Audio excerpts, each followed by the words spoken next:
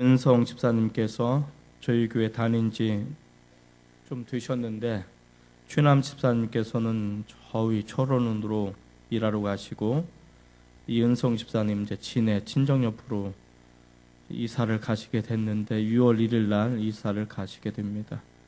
일어나 보실까요? 어디 계신가요? 네, 우리 한번 격려의 박수 한번 부탁드리겠습니다.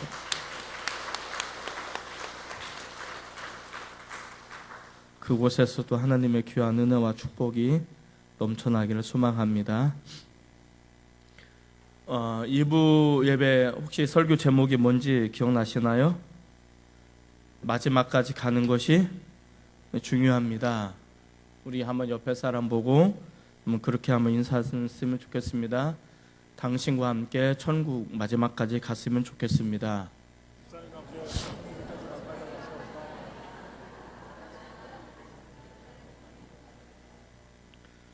어떤 분은 그런 마음이 드는 것 같아요. 내가 이 인간하고 왜 거기까지 가야 돼요? 자, 그럼에도 불구하고 여러분, 지금 우리가 천국을 향한 발걸음이 시작되었는데, 천국에 이를 때까지 발걸음이 멈춰지지 않았으면 좋겠습니다.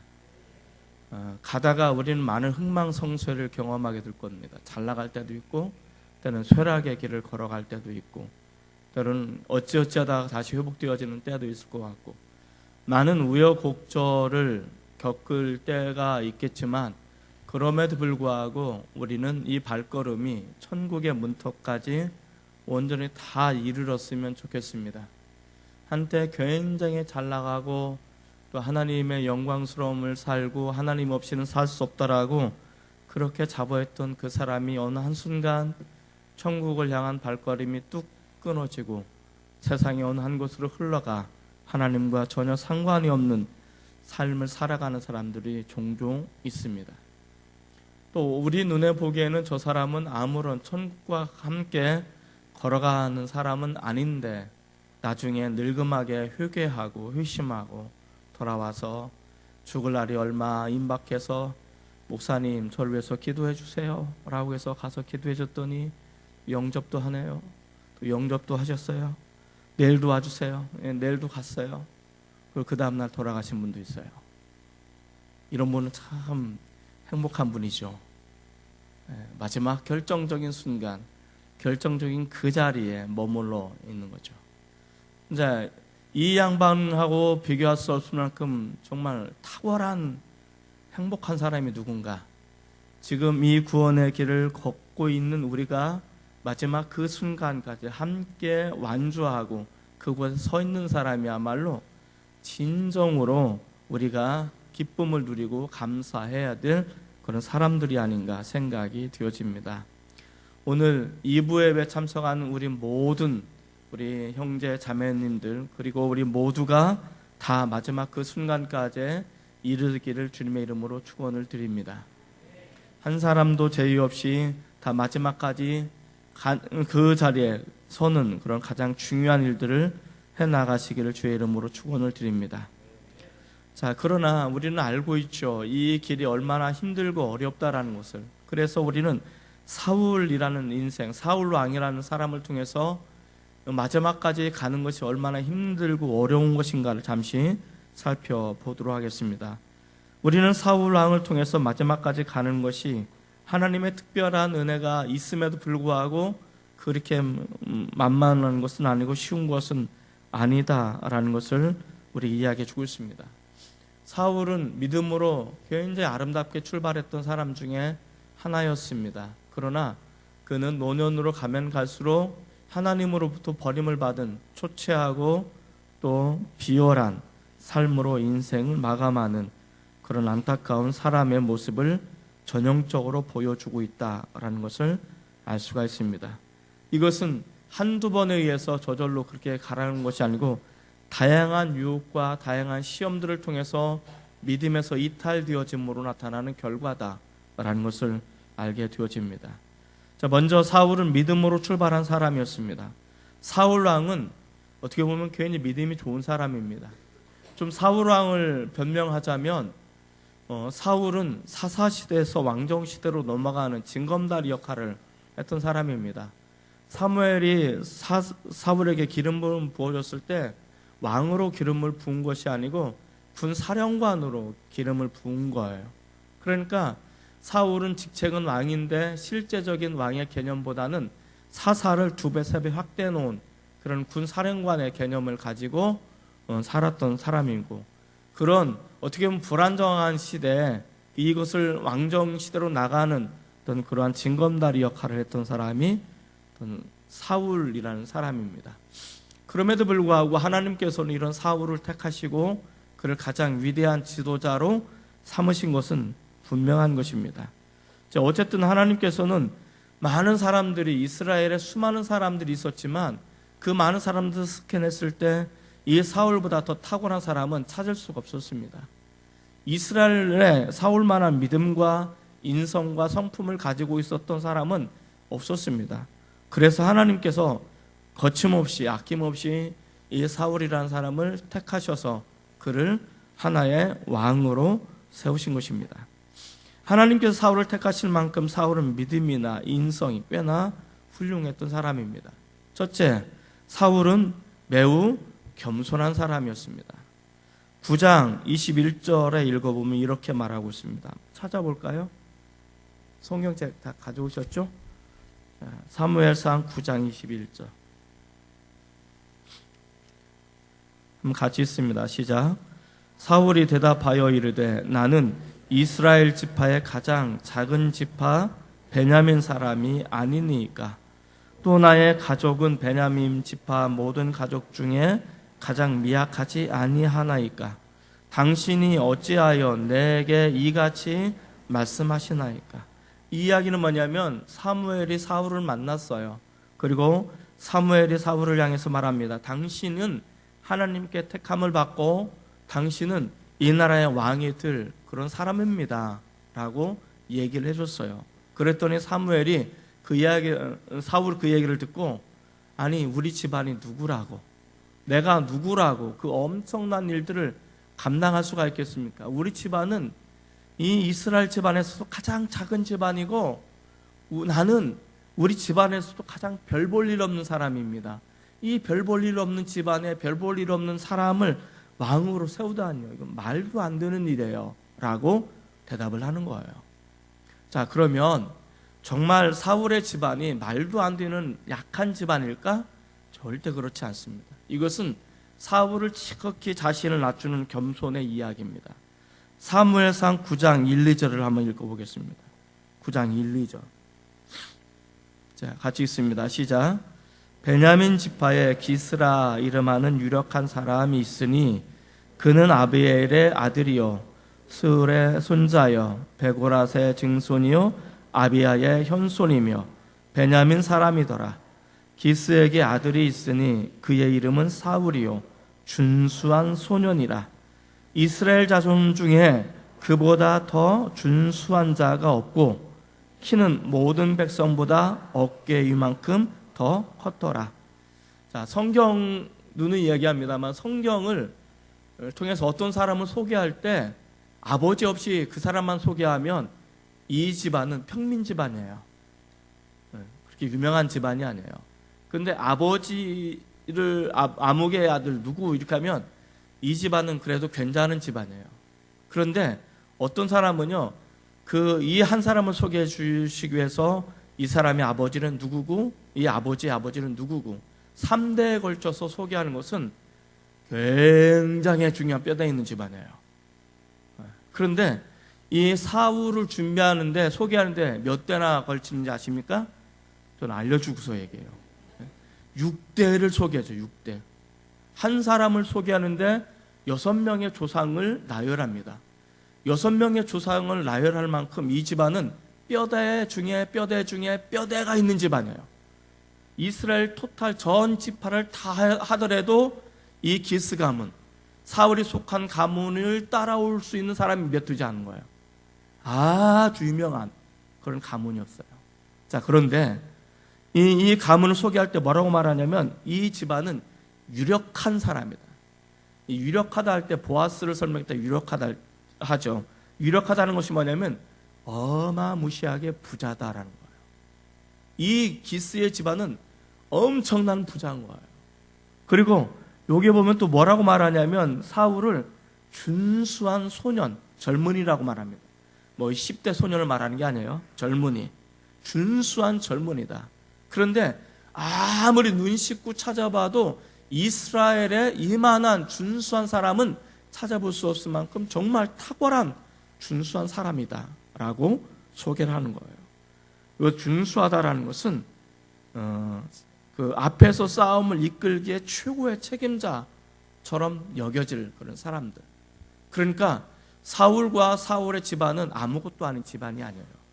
이 집안은 아주 뼈대 있는 집안이고요. 귀족 중에 귀족이고요. 그리고 이 사울은 그냥 평범한 사람이 아니고 아주 탁월한 사람입니다. 그럼에도 불구하고 사울은 자신을 내세울 때 우리는 별 볼 일 없는 집안이고 나는 그렇게 별 볼 일 없는 사람입니다라고 스스로를 겸손하게 낮추는 것입니다. 이것이 사울이 왕으로 쓰임받는데 가장 중요한 역할을 하게 되었다는 것입니다. 사무엘상 15장 17절도 보면 오늘 우리가 읽은 본문인데요. 그렇게 말합니다. 사무엘이 이르되 왕이 스스로 작게 여길 그때에 이스라엘 지파 머리가 되지 아니하셨나이까. 당신이 스스로 작게 여길 때 하나님은 당신을 가장 높은 곳에 세워주셨습니다 라는 뜻입니다. 두 번째, 사울은 성령이 충만한 사람입니다. 사무엘상 10장 6절 말씀 한번 같이 읽어보겠습니다. 사무엘상 10장 6절입니다. 자, 같이 읽어볼까요? 자, 시작. 내게는 여호와의 영이 크게 임하리니 너도 그들과 함께 예언을 하고 변하여 새 사람이 되리라. 자, 내게는 여호와의 영이 크게 임할 거다. 그리고 너는 새 사람이 될 거다라고 말합니다. 자, 사무엘상 10장 9절 한번 읽겠습니다. 시작.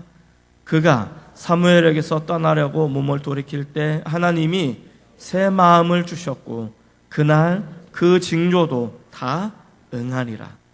6절에 말씀하셨던 모든 것들이 9절에 다 이루어진 거예요. 그리고 하나님이 임하셔서 사울의 마음에 새 마음을 주셨다라고 이야기해 주고 있습니다. 자, 한 장 넘겨가서 11장 6절입니다. 11장 6절. 자, 같이 있습니다. 시작. 사울이 이 말을 들을 때 하나님의 영에게 크게 감동되매 그의 노가 크게 일어나. 자, 이 사울이란 사람은 기름 부음을 받을 때부터 하나님의 영이 임했고 사실은 기름 부음을 받기 이전부터 하나님의 영이 임한 사람이었습니다. 그리고 일을 하다가도 하나님의 영이 임해서 불끈 일어나 적들을 싸워서 승리할 수 있는 하나님의 영이 임한 하나님의 성령에 충만한 사람, 하나님의 성령의 이끌림을 철저하게 받았던 사람 중에 하나가 사울이란 사람입니다. 그러면 이 사울이란 사람이 하나님의 영이 임했는데 언제까지 하나님의 영이 임했을까요? 참고로 이 사울이란 사람이 40살에 왕이 되고 80살에 왕이 끝나죠. 몇 살까지 이 사무엘이 하나님의 영이 그에게 임했을까요? 자, 사도행전이 아니고 사무엘상 16장을 가보도록 하겠습니다. 사무엘상 16장 14절.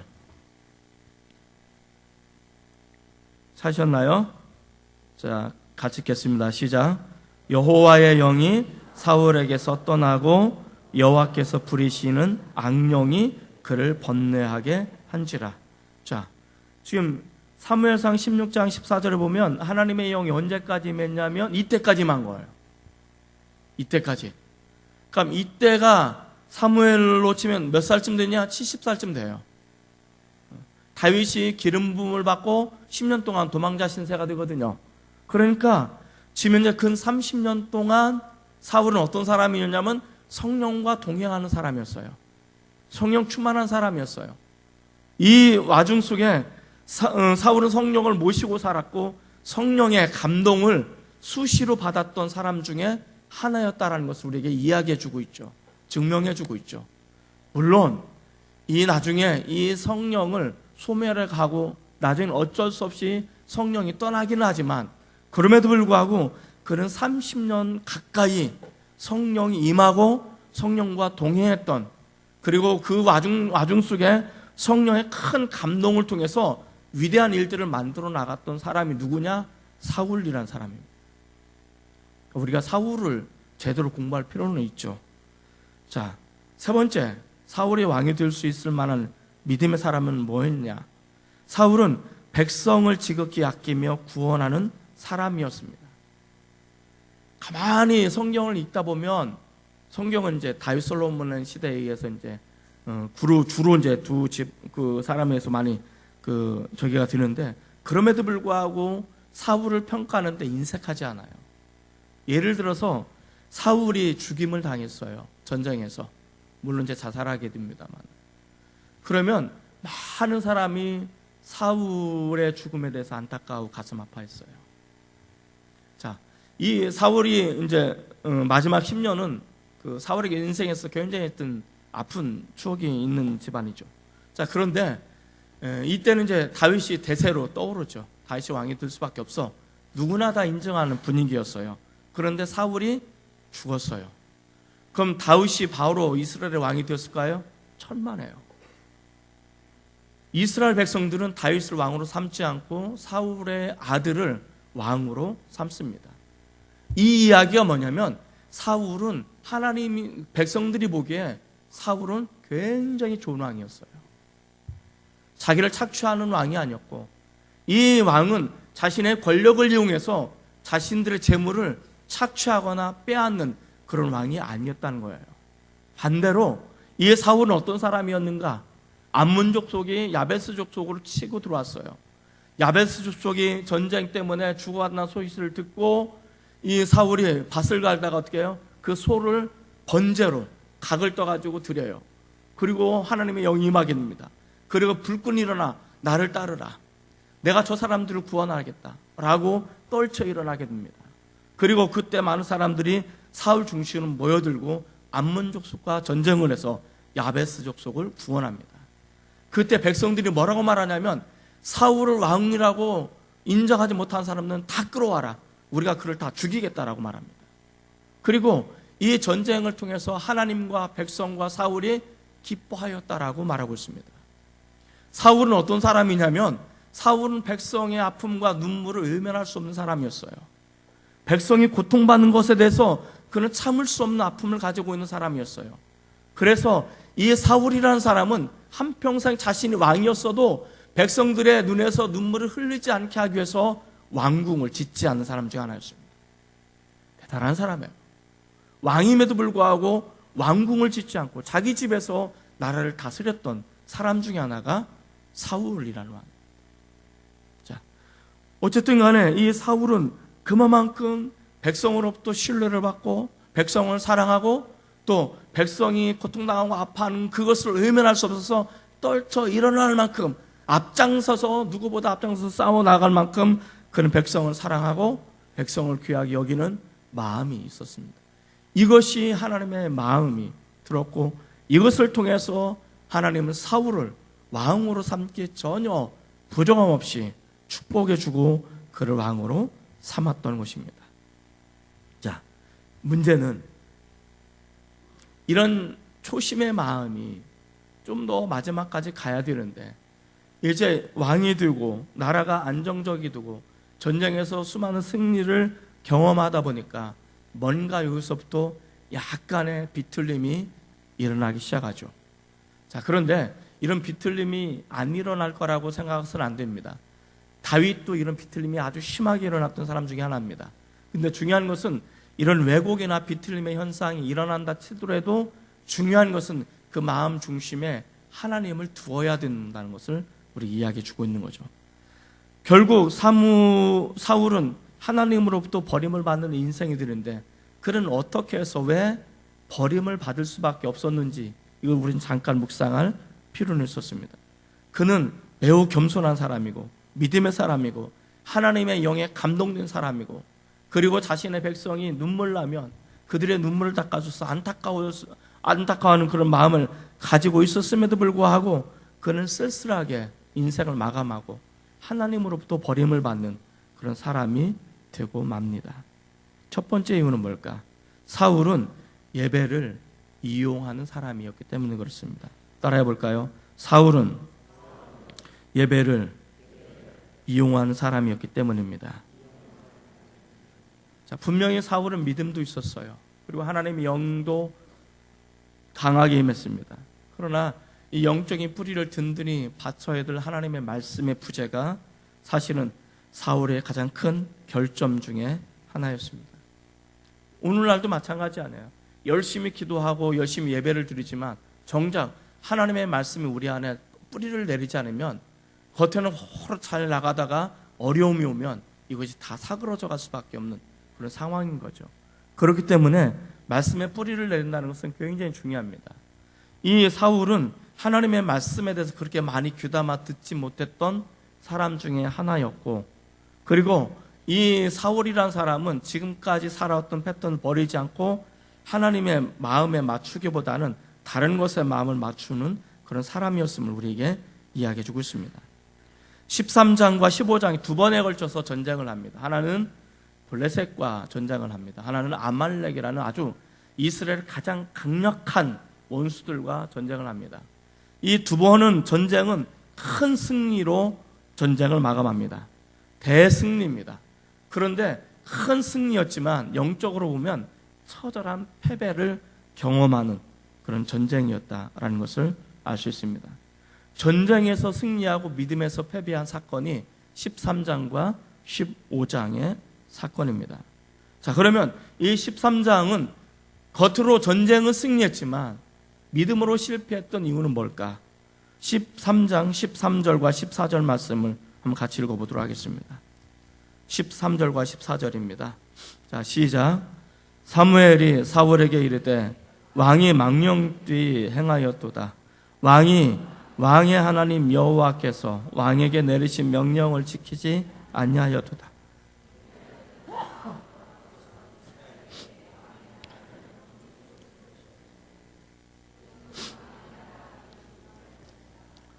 왕에게 명령하신 바를 왕이 지키지 아니하였으므로 하나님 여호와께서 그의 마음에 맞는 사람을 구하여 여호와께서 그를 그의 백성의 지도자로 삼으셨느니라 하고.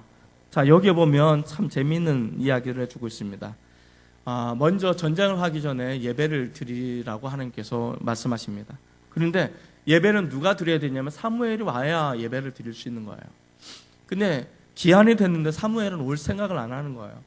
블레셋은 계속 쳐들어오고 있죠.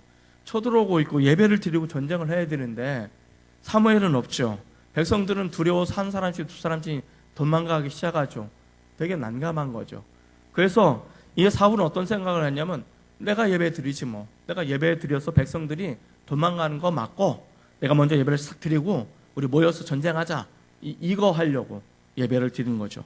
자, 그런데 여기서 가장 중요한 거 한 가지 우리가 생각해 볼 필요가 있습니다. 이와 비슷한 사건이 또 한 번 있었죠. 어디서 일어났냐면 미스바 사건에서 일어났습니다. 7장에 보면 미스바에서 사무엘 중심으로 이스라엘 백성들이 모였죠. 그들이 기도했죠. 그런데 누가 쳐들어옵니까? 블레셋 사람들이 쳐들어와요. 쳐들어오는데 눈앞에까지 쳐들어오기 시작했어요.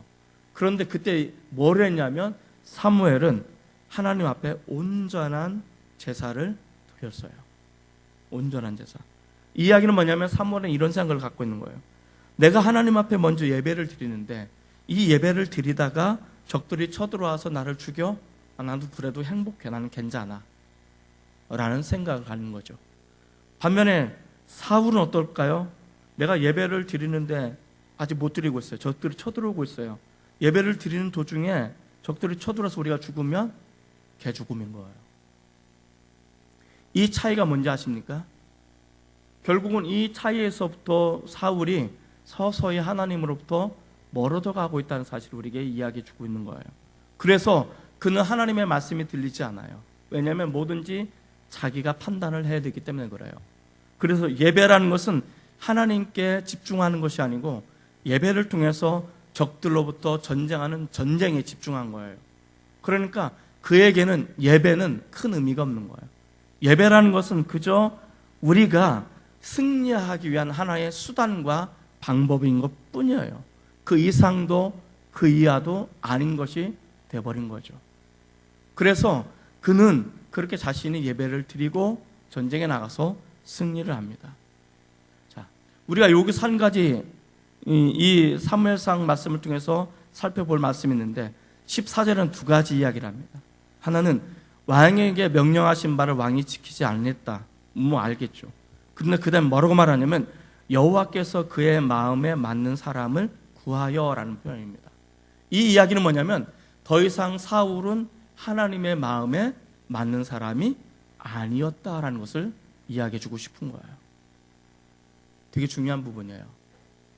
자, 하나님께서는 이 사울을 바라볼 때 아직은 교회를 주십니다. 그럼에도 불구하고 자, 그러나 그는 하나님의 마음에 맞추기보다는 누구의 마음을 맞추기를 원하냐면 백성에게 마음을 맞추기를 원했어요. 그는 백성으로부터 인정받기를 원했어요. 그리고 백성으로부터 그는 마음을 맞추기를 원했어요. 그래서 백성이 원하는 것에 그는 최선을 다해서 자신의 삶을 헌신하고 봉사하게 됩니다. 그래서 백성들로부터 인정받고요. 백성들로부터 당신은 우리의 최고의 왕입니다라고 칭송을 듣기도 합니다. 자, 이랬던 사울이 하나님에게 자신의 마음을 맞춰야 되는데 이미 그 마음은 다 백성에게 빼앗겼고 백성으로부터 인정을 받기 위해서 다 드렸기 때문에 하나님 앞에 맞출, 하나님께 드릴 마음이 남아있지 않았던 거예요. 이것이 하나님과 사울이 점점점 갈라지는 그런 모습인 거예요. 오늘 우리가 예배를 드립니다. 수없이 많은 예배를 드리고 많은 기도를 합니다. 그런데 가만 생각해 보면 우리가 예배를 드리고 많은 기도를 하는데 우린 누구의 마음에 맞게 기도를 하고 누구로부터 인정을 받기 위해서 살아가는가에 대해서 잠시 생각해 볼 필요가 있습니다. 우리는 성공을 위해서 이 사울처럼 좀 더 인정을 받기 위해서 좀 더 많은 큰 승리를 위해서 우리는 세상으로부터 나를 도와줄 수 있는 것으로부터 그리고 나와 함께 할 수 있는 사람으로부터 마음을 맞추고 그들을 인정받기 위해서 우리는 거기에 집중하는가? 아니면 우리는 하나님을 믿기 때문에 우리가 이 큰 승리를 하기 위해서 우리가 제대로 되어진 삶을 살기 위해서 세상적인 모든 것을 다 내려놓고 나는 오직 하나님께만 마음을 드리겠습니다. 나는 하나님께만 마음을 맞추겠습니다. 나 하나님께만 이 마음을 맞추면 끝입니다 라고 생각하면서 예배에 집중하는 사람, 어떤 사람이십니까 여러분들은? 우리는 이제 선택을 해야 되는 거예요. 하나님은 자신의 마음에 맞는 사람을 찾는다고 말씀을 하셨어요. 자, 그러니까 우리는 사울을 쉽게 욕할 수가 없는 거예요. 왜냐하면 사울은 굉장히 괜찮은 사람이었고 왕이 되었을 때 좀 더 많은 인기를 얻고 좀 더 많은 사람들과 인정을 받고 그들의 마음을 주기 위해서 하나님보다는 그들을 선택했기 때문에 그런 거예요.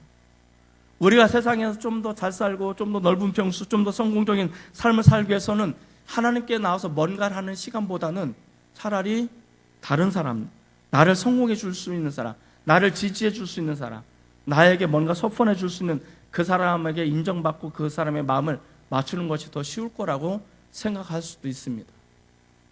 그래서 우리는 우리의 마음을 어디에다가 누구에게 드리느냐, 이것이 되게 중요한 거예요. 사울은 하나님께 드리지 않았어요. 사울은 백성에게 이거 드렸어요. 이것이 사울이 처음에 하나님으로부터 어긋나는 삶을 살게 되었다는 것입니다. 두 번째, 사울은 말씀에 순종하지 못하는 사람이었습니다. 15장에도 전쟁을 하게 되는데 이 전쟁은 이제 사울이 어느 정도 안정적인 왕권이 된 거예요. 자, 어느 정도 왕권이 되자 이제 사울은 뭐냐면 자신의 영달, 자신의 영광을 추구하는 삶을 살기 시작했습니다. 13장까지는 그래도 백성들을 위해서 살았습니다. 근데 15장에서 보면 이제는 자신의 영광을 추구하기 시작합니다. 자, 21절 말씀 한번 같이 읽어볼까요? 15장 21절.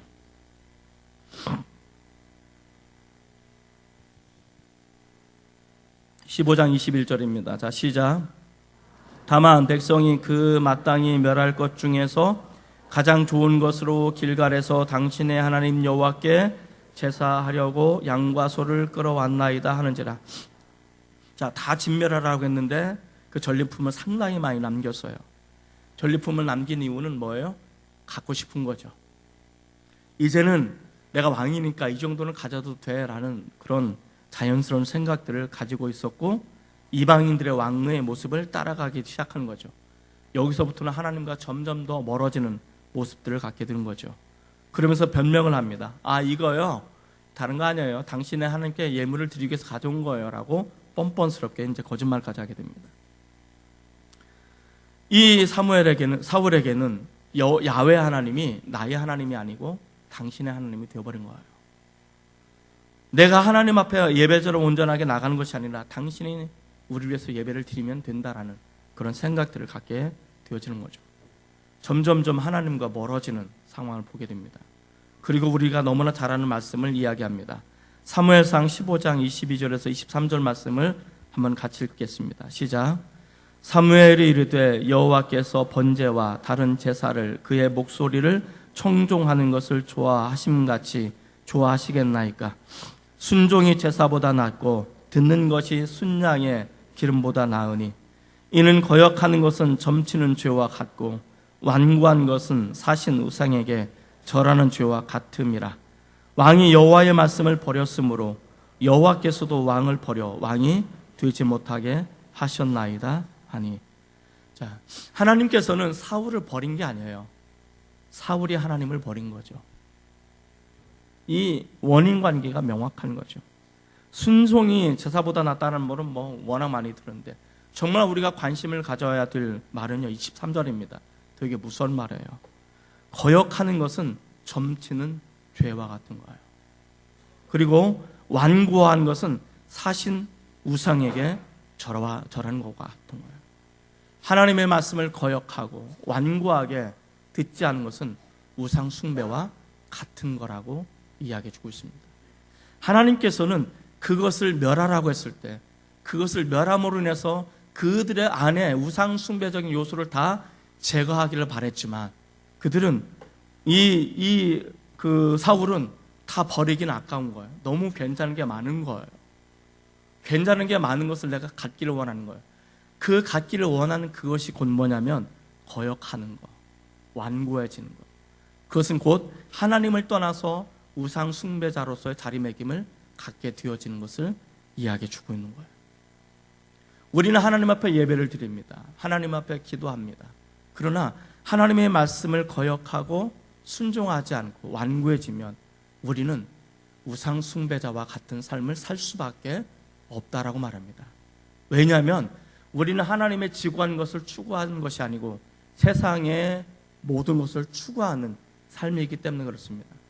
세상을 추구하다 보면 하나님께 구하는 것이 아니고 세상을 향해 구하는, 그래서 세상을 나의 우상으로 삼는 우상 숭배자로 전락하게 되어진다는 것입니다. 이것이 무서운 말씀입니다. 하나님으로부터 떨어지는 것보다 더 중요한 것은 이제 하나님의 진노의 대상이 되어줄 수밖에 없다라는 것을 우리 이야기해 주고 있습니다. 이것이 사울이 결정적으로 하나님부터 버림을 받을 수 있는 거고, 또 하나는 사울은 비교의식에 빠져서 허우적거립니다.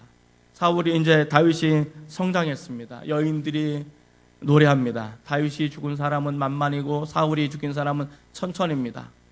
이 노래를 들을 때 사울은 마음이 격동했죠.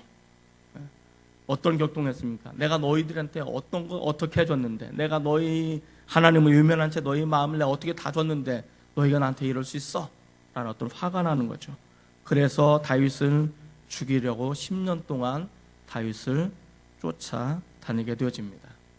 자, 그런데 이것을 준비하다가 요나단이라는 사람을 알게 됐습니다. 요나단은 다윗 이상의 탁월한 사람입니다. 믿음도 굉장히 좋습니다. 성품도 훌륭합니다. 리더십도 탁월합니다. 용기도 많습니다. 이 사람이 왕이 됐어도 이스라엘은 번성했을 것입니다. 그런데 이 요나단은 뭘 알았냐면 하나님께서는 자신의 아버지를 버렸다라는 거예요. 이야기는 뭐냐면 아버지를 버린 것은 그의 가문을 버렸다라는 것을 이해한 거예요. 그리고 다윗을 택했다라는 것을 알아요, 요나단이. 그래서 그의 아버지가 요나단한테 뭐라고 말하냐면, 너는 다윗에게 뭐한 짓 하냐? 내가 너에게 주려고 하는 왕권을 이걸 고스란히 다윗에게 주려고 한다 라고 말합니다. 그런데 그럼에도 불구하고 요나단은 그 왕권을 자신이 가지려고 손톱만큼도 노력하지 않습니다. 하나님의 뜻을 알았기 때문에. 그래서 그것을 고스란히 다 다윗에게 넘겨줍니다. 자, 많은 사람들은 이런 게 궁금한 것 같아요. 다윗과 요나단은 몇 살 차이 났을까요? 친구인 줄 알아요.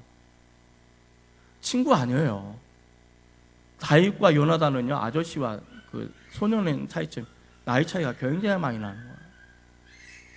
그러니까 그 예를 든다면 다윗이 10년 동안 도망 다닐 때 그 사울은 70세였단 말이에요. 최소한도 그 아들은 50세. 그러니까 이 다윗의 나이는 20세. 상당히 많이. 어쩌면 자기 아들뻘인 거죠. 그럼에도 불구하고 요나단은 아들뻘과 같은 그 다윗을 철저하게 친구처럼 섬기고 모든 것을 다 넘겨준 것입니다. 왜 그럴까요? 하나님의 마음을 알았기 때문입니다. 자, 어쨌든 우리는 이 사울이라는 사람을 통해서 마지막까지 가는 것이 얼마만큼 중요한가. 우리는 그래서 하나님 나에게 베풀어 주신 은혜를, 인도함을 끝까지 붙잡고 나가셔서 마지막 그 순간에 저와 여러분이 함께 기쁨의 노래를 부르시는 은혜가 있어지기를 주님 이름으로 축원을 드립니다. 기도하시겠습니다.